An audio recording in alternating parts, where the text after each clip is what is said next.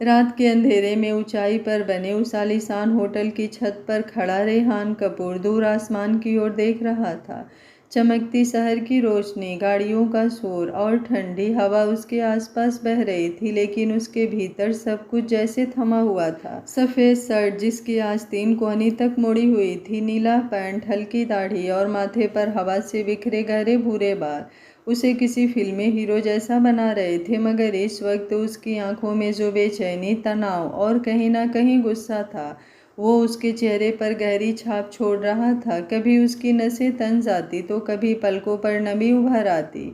ऐसा लग रहा था जैसे उसके भीतर बहुत कुछ चल रहा हो जिसे वो किसी से बांटना नहीं चाहता। लोग कहते थे कि रेहान अकड़ू है, घमंडी है, पर असल में वो सिर्फ चुप रहने वाला इंसान था। उसकी चुप्पी को दुनिया ने गलत समझ लिया था। रेहान, पीछे से आवाज़ आई। उसने पलट कर देखा। उसकी बहन का पति यानी उसका जीजा आयान यहाँ खड़ा था। सब तुम्हें नीचे ढूंढ रहे हैं, फ़ोन भी किया है, तुमने उठाया ही नहीं, आयान ने धीमी आवाज़ में कहा। रेहान ने जेब से फ़ोन निकाला। स्क्रीन पर 20 से ज़्यादा मिस कॉल थी, माँ की, भाई की और बहन की। उसने एक गहरी सांस ली और धीमे से बोला, सॉरी जीजू, फ़ोन साइलेंट पर था। आयान ने उसके कंधे पर हाथ रखा। कोई बात नहीं, चलो, सब निकलने की तैयारी कर रहे हैं, फ्लाइट का टाइम हो रहा है। जी, रेहान ने सिर हिलाया और उसके साथ चल पड़ा। कुछ कदम चलते ही आयान फिर रुका। उसकी आवाज़ इस बार और भी गंभीर थी। रेहान, जितना तुम्हारे लिए मुश्किल है उतना ही उसके लिए भी है। तुम तो फिर भी शादी के लिए तैयार थे, लेकिन मायरा। रेहान ने चुपचाप उसकी ओर देखा। आज सुबह तक उसे ये तक नहीं पता था कि उसकी शादी होने वाली है। सोचो, उसके लिए कितना बड़ा झटका है। पर अब जब तुम दोनों साथ हो तो कोशिश करना इस रिश्ते को सिर्फ निभाने की नहीं, उसे अपनाने की। रेहान की सांसें कुछ पल को थम गई। उसने पलकों को झपकाकर हामी भरी। मैं उसे कभी कोई तकलीफ नहीं होने दूंगा जीजू, ये वादा है। आयान मुस्कुराया। तकलीफ से ज़्यादा ज़रूरी है साथ, और मुझे भरोसा है कि तुम उसे ये साथ दोगे। दोनों होटल के एंट्रेंस तक पहुँचे जहाँ गाड़ियाँ खड़ी थी। रेहान ने अचानक ठिठक कर पीछे देखा। होटल के अंदर से कुछ लोग बाहर आ रहे थे और उनके बीच में एक नाजुक सी काया, लाल दुल्हन के लिबास में सजी हुई जैसे कोई कांच की गुड़िया। उसकी त्वचा चाँद जैसी साफ, बड़ी बड़ी पलकें, गुलाबी होठों पर हल्की सी झिझकी मुस्कान, कंधे तक आते बाल उसकी मासूमियत को और उभार रहे थे। मुश्किल से 5 फुट की मायरा 6 फुट लंबे रेहान के सामने इतनी नन्ही लग रही थी कि जैसे उसकी बाहों में समा जाएगी। चेहरे पर नई दुल्हन की शर्म तो नहीं थी, लेकिन डर और झिझक साफ झलक रही थी। आखिर सुबह तक वो किसी और ख्वाबों में जी रही थी और शाम होते होते किसी की पत्नी बन गई, वो भी रेहान कपूर जैसी शख्सियत की। रेहान, माँ की आवाज़ पर उसकी तंद्रा टूटी। उसने नज़रें हटाई और अंदर आकर बोला, जी माँ। ममता जी ने मायरा का हाथ पकड़कर रेहान की ओर बढ़ाया। बेटा, मायरा को लेकर एयरपोर्ट निकलो, हम सब पीछे आ रहे हैं। रेहान ने हाथ आगे बढ़ाया। मायरा का मुलायम हाथ उसकी हथेली में आया तो लगा जैसे कोई कांपता हुआ परिंदा थम गया हो। पल भर में ही उसने हाथ पीछे खींच लिए, लेकिन उसका वो कांपना, उसकी हथेली की नमी रेहान की स्मृतियों में बस गई। रेहान ने उसके लिए कार का दरवाज़ा खोला। मायरा बिना कुछ बोले अंदर बैठ गई। खिड़की से बाहर देखती हुई रेहान दूसरी तरफ से आकर उसके पास बैठा और ड्राइवर ने गाड़ी आगे बढ़ा दी। कुछ देर तक गाड़ी में सन्नाटा पसरा रहा, मगर फिर हल्की सी सिसकियों की आवाज़ ने उस सन्नाटे को तोड़ दिया। रेहान ने उसकी तरफ देखा। मायरा खिड़की से बाहर देख रही थी, लेकिन उसकी आंखों से आंसू बह रहे थे। वो रोना छुपाना चाह रही थी, मगर उसकी सिसकियां कानों तक पहुंच रही थी। रेहान ने होठ भींच लिए। उसे समझ नहीं आया कि वो क्या करे। वो बात करने में कभी अच्छा नहीं रहा था, खासकर ऐसी नाजुक घड़ी में, लेकिन मायरा का रोना उसे अंदर तक चुभ रहा था। काफ़ी देर तक खुद को रोकने के बाद उसने धीरे से हाथ बढ़ाया और मायरा के कांधे पर रख दिया, मगर छूते ही मायरा का रोना थम गया। वो जैसे और भी सिमट कर किनारे हो गई। उसकी सांसें तेज थी, दिल की धड़कनें शायद और भी तेज। रेहान ने हाथ तुरंत पीछे खींच लिया। वो कुछ कहना चाहता था, पर शब्द गले में अटक गए।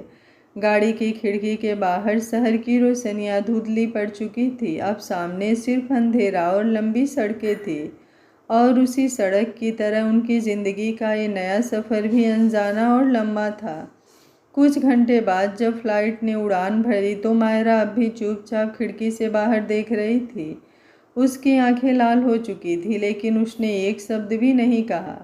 रेहान बस उसे देखता रहा। उसकी नज़रों में कोई गुस्सा नहीं था, ना ही सवाल, बस एक अजीब सी बेचैनी और मासूमियत थी। उसका दिल मान रहा था कि मायरा उसके जीवन की सबसे कठिन परीक्षा बनने वाली है, पर उसी दिल के किसी कोने में ये भी यकीन जग रहा था कि शायद यही नन्ही सी गुड़िया उसकी खामोशी को समझ पाएगी। फ्लाइट उतरने तक दोनों के बीच खामोशी ही रही, लेकिन उस खामोशी में भी एक अजीब सा रिश्ता बनना शुरू हो गया था। एक ऐसा रिश्ता जो शब्दों से नहीं बल्कि दिल की धड़कनों से लिखा जा रहा था। घर का दरवाज़ा रोशनी से जगमगा रहा था। चारों ओर फूलों की झालरें और दियों की कतारें सजी हुई थी। कपूर हाउस हमेशा की तरह शाही ठाठ से सजा था। आखिर आज उनके घर की नई बहू का स्वागत होना था। जैसे ही कार आंगन में रुकी, ढोल और शहनाइयों की आवाज़ गूंज उठी। बाहर खड़े रिश्तेदार और आस पड़ोस के लोग एकदम इकट्ठा हो गए। सबकी निगाहें उसी तरफ थी जहां से रेहान और मायरा को उतरना था। रेहान ने गाड़ी का दरवाज़ा खोला और मायरा की ओर देखा। मायरा ने धीरे धीरे नज़रें उठाई। दिल धड़क रहा था, हाथ कांप रहे थे। इतने सारे अजनबी चेहरों के बीच उसे खुद को बहुत छोटा सा महसूस हो रहा था। उसने पल्लू थोड़ा और सिर पर खींचा और कांपते कदमों से बाहर निकली। ममताजी थाली लेकर खड़ी थी, पर उनकी आंखें भी भर आई थी। उन्होंने मायरा के चेहरे पर तिलक लगाया और आरती उतारने लगी। फिर मायरा को चावल से भरे कलश को पैर से गिराकर गृह प्रवेश करने को कहा। मायरा ने डरते डरते जैसे ही कदम आगे बढ़ाए, पीछे से धीरे धीरे बातें शुरू हो गई। अरे यही है नई बहू, कितनी छोटी लग रही है, जैसी बच्ची हो। हाँ ठाकुर साहब तो इतने रौबदार, इतने बड़े बिजनेसमैन, और ये बिल्कुल मासूम सी, नाजुक सी। हमारे रेहान के लायक तो ज़रा भी नहीं लग रही है। देखो तो इसकी ऊंचाई भी आधी ही है। सुना है सुबह तक इसको शादी के बारे में पता ही नहीं था। अचानक से ये सब, कहीं कुछ गड़बड़ तो नहीं। ये फुसफुसाहटें धीरे धीरे ज़्यादा तेज होने लगी। मायरा के कानों में हर एक शब्द जैसे तीर की तरह चुभ रहे थे। उसने सिर झुकाया और आंसू उसकी पलकों तक भर आए। गृह प्रवेश के समय जिस खुशी और उत्साह का सपना हर लड़की देखती है, वहाँ उसके हिस्से में बस सवाल और ताने थे। रेहान सब देख रहा था। उसका जबड़ा कसा हुआ था, आंखों की नसें तन गई थी। उसने गहरी सांस ली, लेकिन चुप रहा, क्योंकि वो जानता था कि अभी सबके सामने फट पड़ना माहौल को बिगाड़ सकता है। मायरा ने जैसे ही घर के अंदर कदम रखा, पीछे से एक और आवाज़ आई। इतनी नाजुक सी है, ठाकुर साहब को संभाल भी पाएगी क्या? लगता तो नहीं। बस ये सुनते ही मायरा का दिल कांप गया। उसे लगा जैसे किसी ने उसकी सारी इज्जत के टुकड़े टुकड़े कर दिए हों। उसके हाथ में थाली कांपने लगी और आंसुओं की एक बूंद गाल पर लुढ़क आई। अचानक रेहान ने सबके सामने तेज आवाज़ में कहा, बस। पूरा हाल एकदम से खामोश हो गया। हर कोई उसकी तरफ देखने लगा। रेहान की आंखों में गुस्सा झलक रहा था। उसने सबको घूरते हुए कहा, अब जो भी है, मायरा इस घर की बहू है। इसके बारे में कोई भी ऊंची आवाज़ में बात नहीं करेगा, समझे सब लोग? उसकी आवाज़ में इतनी शक्ति थी कि किसी की हिम्मत नहीं हुई और कुछ कहने की। रिश्तेदार चुप हो गए, पड़ोसी धीरे धीरे किनारे हो गए। सबने नज़रें झुका ली। मायरा ने डरते डरते रेहान की ओर देखा। उसने कभी सोचा भी नहीं था कि रेहान उसके लिए इस तरह खड़ा हो जाएगा। उसका दिल हल्का हुआ, लेकिन साथ ही डर भी बढ़ गया। उसने सोचा कहीं उसकी वजह से घर में सब रेहान से नाराज़ ना हो जाएं। ममता जी ने तुरंत बात संभाली, सब लोग थक गए होंगे, चलो अंदर आकर बैठो, बाद में आराम से बात करेंगे। मायरा को कमरे तक ले जाया गया। वो चुपचाप सिर झुकाए बैठ गई। उसके कान अब भी उन तानों से भरे हुए थे। ये ठाकुर साहब के लायक नहीं, बच्ची जैसी लग रही है, संभाल भी पाएगी क्या? हर शब्द उसकी रूह में उतर चुका था। कुछ देर बाद दरवाज़ा खुला। रेहान अंदर आया। उसकी आंखें अब भी लाल थी। मायरा ने घबराकर सिर झुका लिया। रेहान ने कुछ देर तक उसे देखा, फिर धीमे स्वर में कहा, तुम्हें उनकी बातों पर ध्यान देने की ज़रूरत नहीं है। मायरा ने कांपती आवाज़ में कहा, लेकिन सब सब सही कह रहे हैं, मैं सच में आपके लायक नहीं हूँ। रेहान ने भौहें सिकोड़ ली। उसके लिए ये सुनना बिल्कुल मंजूर नहीं था। वो मायरा के पास गया, उसकी ठुड्डी को हल्के से ऊपर उठाया ताकि वो उसकी आंखों में देख सके। लोग क्या कहते हैं उससे फर्क नहीं पड़ता। अब तुम मेरी पत्नी हो और मेरे लिए तुम्हारी जगह कोई नहीं ले सकता, समझी?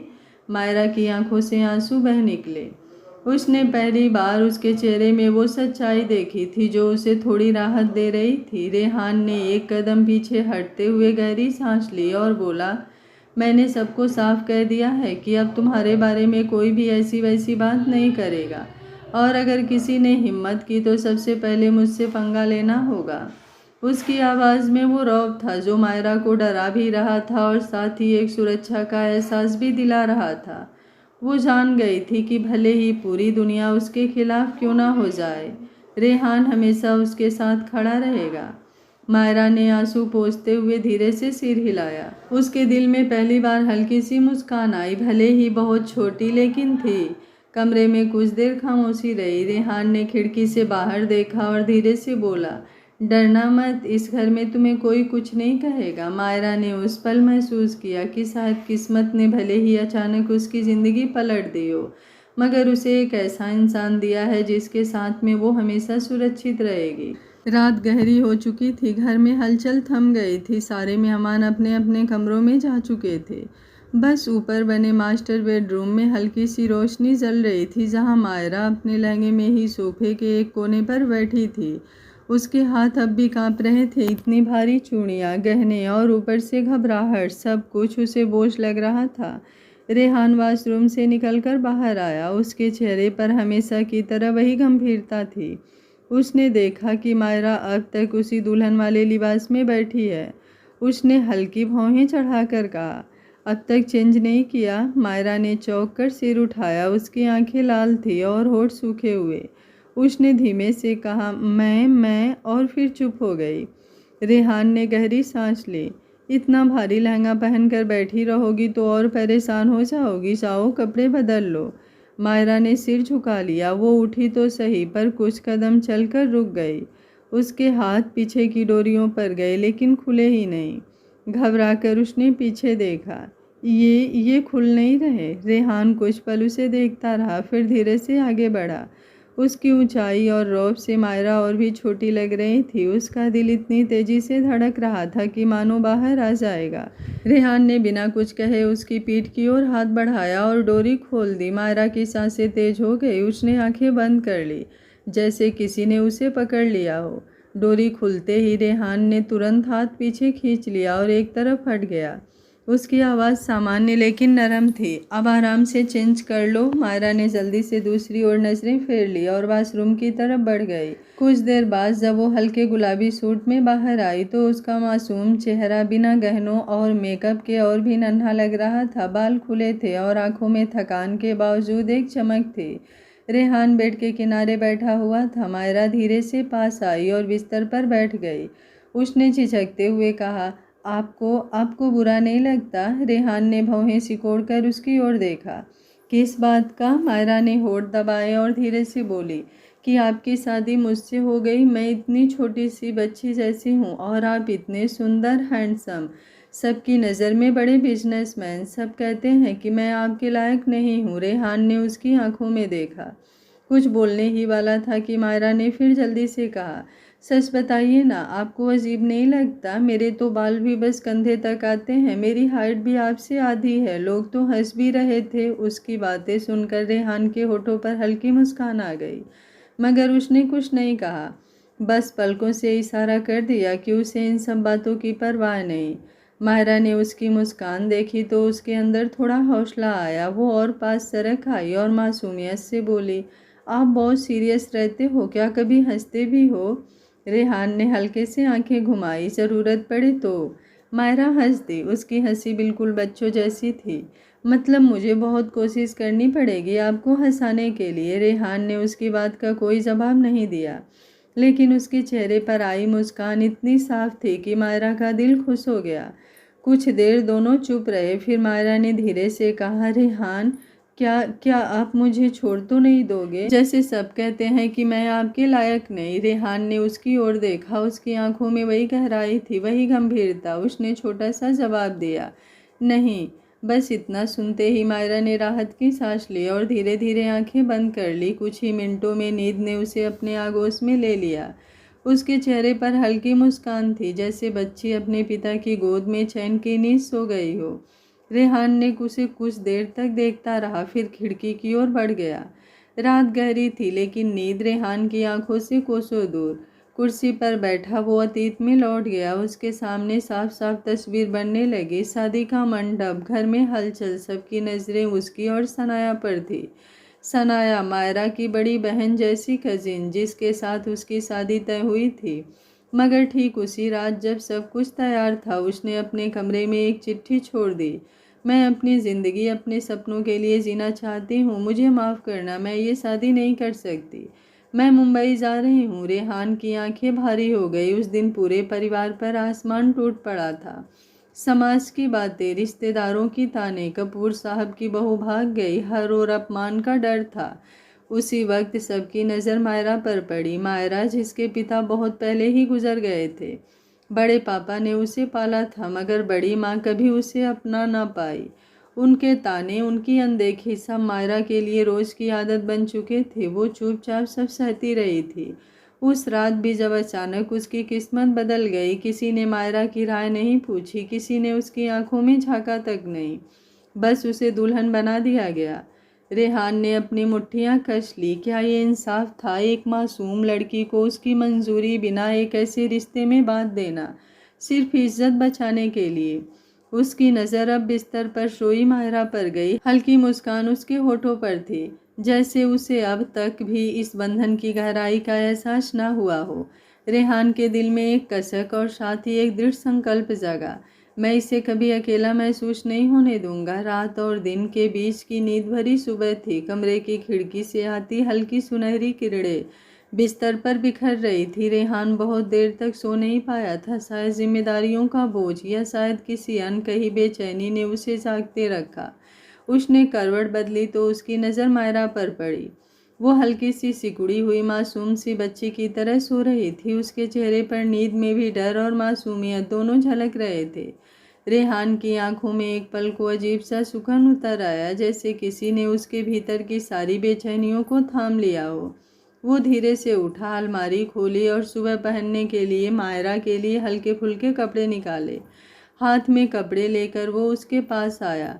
धीरे से मायरा का नाम लिया, मायरा। उसकी नींद टूटी और वो हड़बड़ाकर उठ बैठी।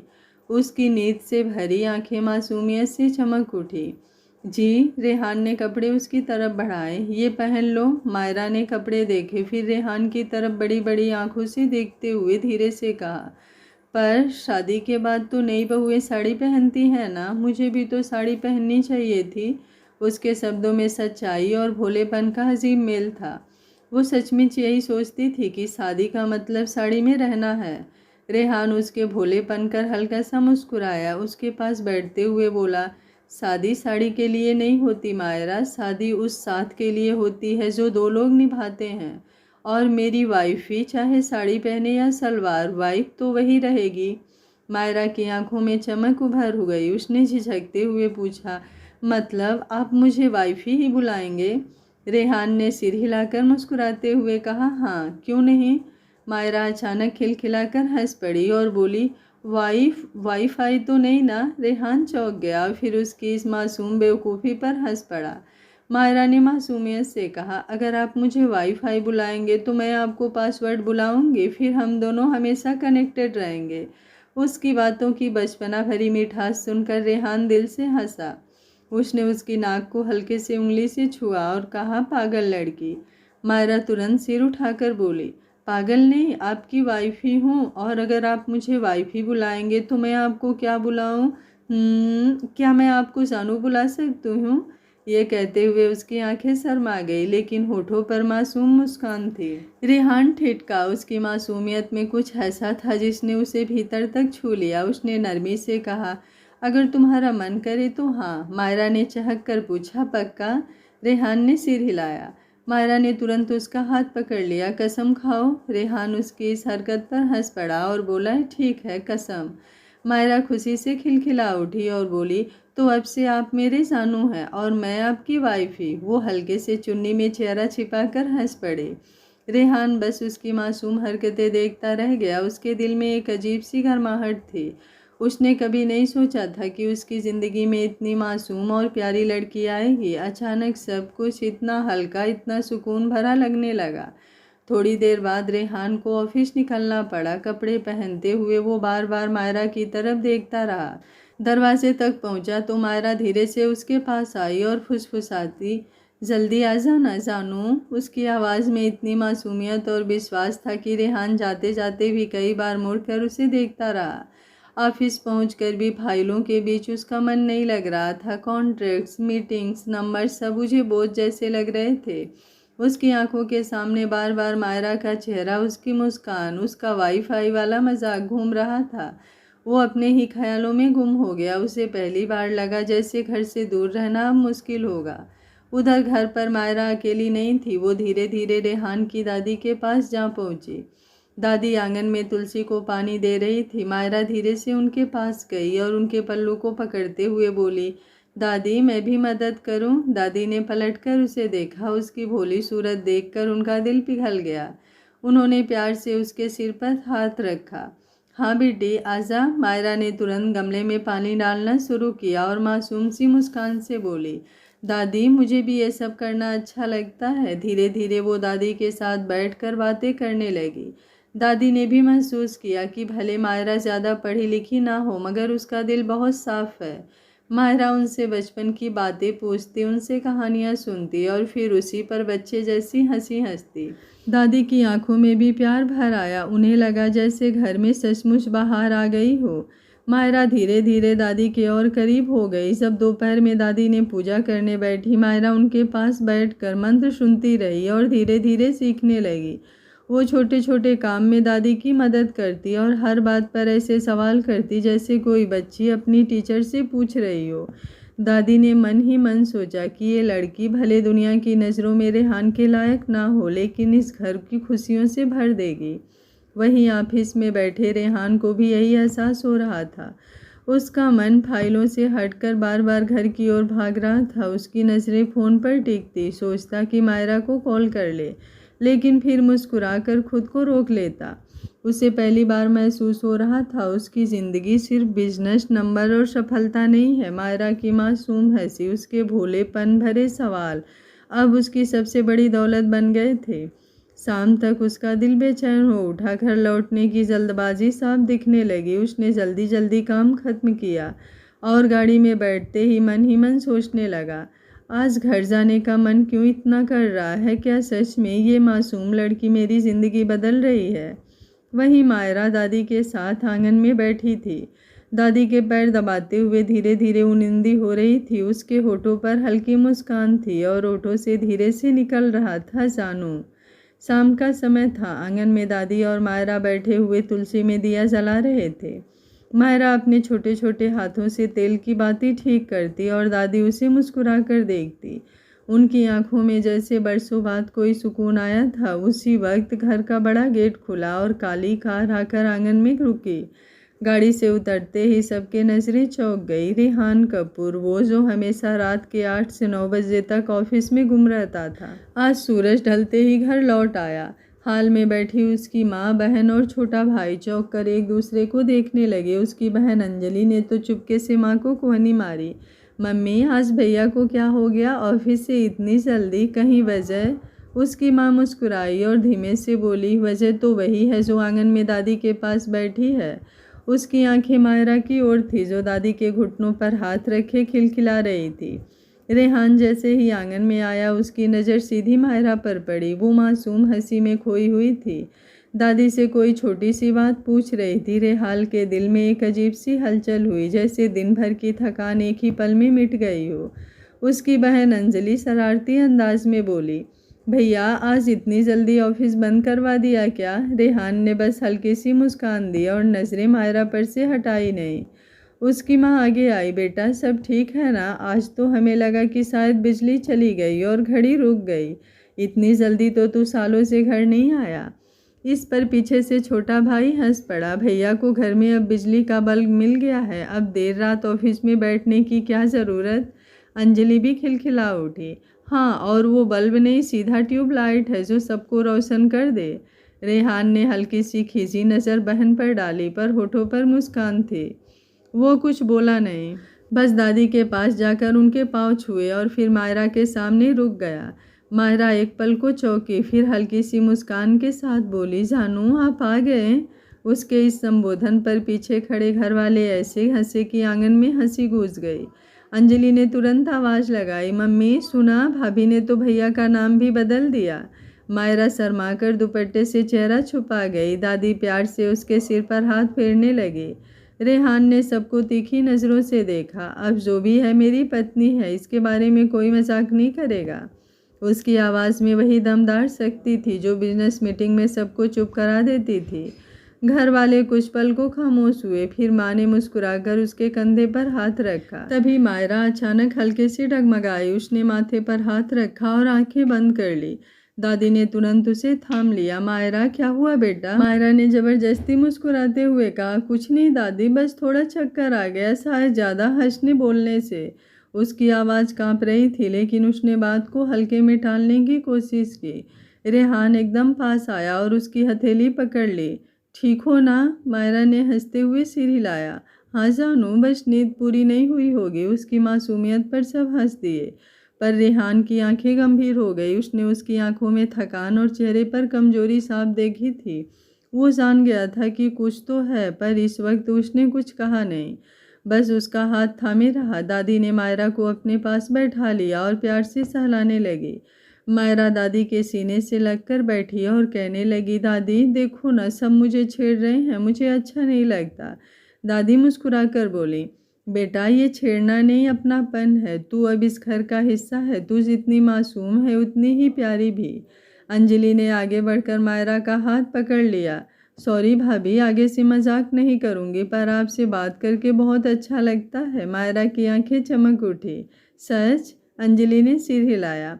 हाँ, आप हमारे भैया के लिए सही हो। शायद भैया को खुश करने के लिए आपको ही ऊपर वाले ने भेजा है। सबकी नज़रें रेहान पर टिक गई। उसकी माँ ने गहरी सांस लेते हुए कहा, मैं तो सोचती थी कि रेहान को कभी कोई समझ ही नहीं पाएगा, पर आज यकीन हो रहा है कि शायद उसकी खुशियाँ मायरा के साथ ही पूरी होगी। रेहान ने मायरा की ओर देखा। वो अब भी दादी के कंधे से लगी थी। चेहरा हल्का सा पीला पड़ा था, लेकिन होठों पर हंसी थी। उस हंसी में एक ऐसी मासूमियत थी जिसने रेहान का दिल बांध लिया। उस रात घर के हर सदस्य ने महसूस किया, रेहान कपूर, रेहान इंडस्ट्रीज का सीईओ, जो अब तक सिर्फ बिजनेस, ठंडे फैसले और अकेलेपन में जी रहा था, अब धीरे धीरे मायरा से जुड़ने लगा था। और शायद उसकी असली खुशियाँ अब इसी मासूम लड़की के साथ लिख गई है। रात का वक्त था। हॉल की लाइटें हल्की हल्की सुनहरी रोशनी बिखेर रही थी। डाइनिंग टेबल पर सब परिवार वाले बैठे हुए थे। दादी अपनी थाली में रोटी तोड़ रही थी और बार बार मायरा की थाली में चीज़ें परोस देती। बेटा ये सब्जी भी खा ले और देख, दही मत भूलना, दादी ने प्यार से कहा। मायरा हंसते हुए बोली, दादी मेरी थाली छोटी है, ये सब कैसे आएगा? उसने मासूमियत से कहा। सब हंस पड़े। अंजलि ने छेड़ते हुए कहा, भाभी छोटी थाली में भी सब कुछ समा जाएगा, जैसे आप भैया के बड़े दिल में समा गए। सब फिर से ठहाका मारकर हंस दिए। मायरा शर्माते शर्माते रेहान की ओर देखने लगी। रेहान चुपचाप थाली में खाना खा रहा था, लेकिन होठों पर हल्की मुस्कान खेल रही थी। उसने पहली बार महसूस किया कि घर की ये हंसी कितनी मीठी है। खाना खत्म हुआ तो सब अपने अपने कमरे की ओर चल गए। दादी ने मायरा को आशीर्वाद देते हुए कहा, बेटा आज मेरे बरसों की खाली गोद भर गई है। मायरा दादी को गले लगाकर उसके सीने से लिपट गई। रेहान ये दृश्य देखकर कुछ पल को वहीं ठहर गया। उसके दिल में एक कसक उठी और साथ ही एक अनकही राहत भी। रात गहरी हो चुकी थी। कमरे की खिड़की से ठंडी हवा के झोंके अंदर आ रहे थे। मायरा बिस्तर पर बैठी हुई अपने बालों को सुलझाने की कोशिश कर रही थी, लेकिन बाल बार बार उलझ रहे थे। रेहान फाइल लेकर बैठा था, पर नजरें बार बार मायरा पर ही टिक रही थी। अचानक मायरा ने झुठलाकर कहा, जानू ये बाल इतने जिद्दी क्यों हैं? बिल्कुल मेरी तरह, आप ही सुलझा दीजिए ना। रेहान ने फाइल बंद की और मुस्कुराकर उसके पास आया। वो उसके बालों में उंगलियां फेरनी शुरू की। बालों से खुशबू आ रही थी जो उसके दिल की धड़कनें तेज कर रही थी। मायरा ने मासूमियत से पूछा, जानू आपको सच में अच्छा लगता है? मैं आपकी वाइफ ही हूँ। आप तो इतने बड़े बड़े लोगों से मिलते हो और मैं बस एक छोटी सी बच्ची जैसी। रेहान ने उसके माथे पर आए बालों को हटाते हुए धीरे से कहा, मायरा, रिश्ते बड़े हो या छोटे नहीं होते, बस दिल से जुड़े होते हैं और तुम मेरे दिल में हो। मायरा मुस्कुराई और धीरे से उसके सीने पर सिर रख दिया। जानू, जब आप ऐसे बोलते हो ना तो मुझे लगता है कि मैं दुनिया की सबसे खुदकिस्मत लड़की हूँ। उसकी आवाज़ में मासूमियत और सच्चाई का इतना गहरा असर था कि रेहान की आंखें भर आई। उसने मायरा के सिर पर हाथ रखा और कहा, तुम्हें पता भी है तुम मुझे कितना बदल रही हो? मायरा ने उसकी धड़कनों को सुनते हुए धीरे से कहा, आपकी धड़कनें बहुत तेज हो रही हैं जानू, कहीं मुझे देखकर डर तो नहीं रही? रेहान हंस पड़ा और बोला, डर? और तुमसे? नहीं मायरा, मैं तो तुम्हारे बिना डरता हूँ। मायरा हल्की हंसी के साथ उसके और करीब हो गई। उसने उसकी शर्ट को कसकर पकड़ा और मासूमियत से बोली, तो पक्का ना आप मुझे छोड़ोगे नहीं? रेहान उसकी आंखों में देखता रहा। वो मासूम सवाल उसके दिल के आर पार उतर गए। उसने बस उसके माथे को चूम लिया और धीरे से कहा, कभी नहीं। मायरा ने उसके गालों को चूम लिया और उठने को हुई कि लड़खड़ाकर गिरकर बेहोश हो गई। रेहान ने उसे अपनी बाहों में संभाल लिया। रेहान चिल्लाया, मायरा, मायरा। उसने जल्दी से मायरा के चेहरे पर पानी छिड़का। फिर मायरा ने आंखें खोली। मायरा, क्या हो गया था तुम्हें वाइफी? मायरा, ये बार बार चक्कर आना, बेहोश हो जाना, कुछ दिक्कत है तुम्हें बच्चा?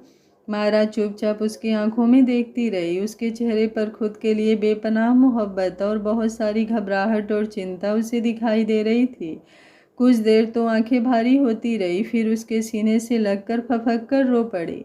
रेहान ने उसे रोने दिया। उसे कुछ समझ तो नहीं आ रहा था। फिर मायरा के चेहरे को हाथों में थामते हुए बोला, वाइफी जान, बताओ क्या बात है? देखो मेरा दिल बहुत घबरा रहा है। पता नहीं, पर माँ हमेशा परेशान होती थी क्योंकि मुझे ऐसे अक्सर होता था। माँ बोलती थी बड़े पापा से मुझे दिखाने के लिए डॉक्टर को, तो बड़े पापा तो चाहते भी थे, पर बड़ी माँ बोलती थी, कौन सा इसके नहीं रहने से किसी के घर में अंधेरा हो जाएगा, जो इसके पीछे दवाइयों के पीछे पैसा बर्बाद करना। मैं सब समझती हूँ, पर मुझे बुरा भी लगता था, पर मैं आपको बताना नहीं चाहती। क्या आपको पता चलेगा मुझे कोई बीमारी है तो आप मुझे छोड़ दोगे? आज मायरा की बातों में ना कोई मासूमियत थी, ना कोई बचपना, बस एक संजीदगी थी जो एक 20 साल की लड़की में होना चाहिए। और उसकी आंखों से आंसू बह गए। रेहान की आंखें गुस्से से लाल हो गई थी। कोई एक बच्ची के साथ ऐसा कैसे कर सकता है? उसने उसे अपने सीने से लगा लिया और बोला, ऐसा सोचना भी मत मायरा, रेहान कपूर की ज़िंदगी हो तुम। कुछ नहीं होने दूंगा तुम्हें। कल ही डॉक्टर से मिलूंगा, तुम्हें दिखाऊंगा, तुम्हें कोई बीमारी नहीं होगी। मायरा ने आंखें कसकर बंद कर लिया और उसकी धड़कनों को सुनते सुनते चुप हो गई। रेहान को लगा कि वो अब भी बात करेगी, लेकिन अचानक उसे एहसास हुआ कि मायरा गहरी नींद में चली गई है। उसकी सांसें धीमी थी, उसका चेहरा थकान से ढका हुआ था, लेकिन उस पर एक अजीब सी शांति थी। रेहान का दिल जोरों से धड़का। कुछ पल को उसे लगा जैसे उसकी धड़कनें ही थम गई हों। उसने उसे कसकर अपनी बाहों में भर लिया। कमरे में सन्नाटा था, बस बाहर हवा के झोंके और अंदर रेहान की धड़कनों की बेचैन आवाज़। उसने उसके माथे पर हाथ रखा और धीरे से फुसफुसाया, खुदा करे ये मासूमियत कभी कम ना हो। उस रात रेहान सो नहीं पाया। मायरा उसके सीने पर गहरी नींद में थी और वो बस उसे देखता रहा। उसे लगा जैसे जिंदगी में पहली बार उसने सुकून पाया हो, लेकिन साथ ही उसके दिल में एक अजीब डर भी घर कर गया था, कहीं ये खुशी छिन न जाए। वो बार बार उसके चेहरे को चूमता रहा और फिर उसके माथे को, फिर अपनी बाहों में उसे भर लिया। थोड़ी देर बाद ही उसे नींद आ गई, क्योंकि उसकी सुकून उसकी बाहों में थी, उसके बेचैन दिल को करार देने के लिए। अगर आप लोग इस कहानी के अगले पार्ट को जल्द से जल्द देखना चाहते हैं तो कमेंट बॉक्स को अपने प्यारे प्यारे कमेंट से भर दीजिएगा और वीडियो को लाइक करना बिल्कुल मत भूलिएगा। अगर आप लोगों के कमेंट और लाइक नहीं आए तो मैं इस कहानी का पार्ट परसों लेकर आऊँगी। तो चलिए जल्दी से शुरू हो जाइए। वीडियो को लाइक करना और कमेंट बॉक्स में अपनी राय देना। उम्मीद करती हूँ मेरी यूट्यूब फैमिली मुझे निराश नहीं करेगी और मैं कल का पार्ट लाने के लिए बेसब्र होंगी। Thank you for watching. मिलते हैं कहानी के अगले पार्ट में।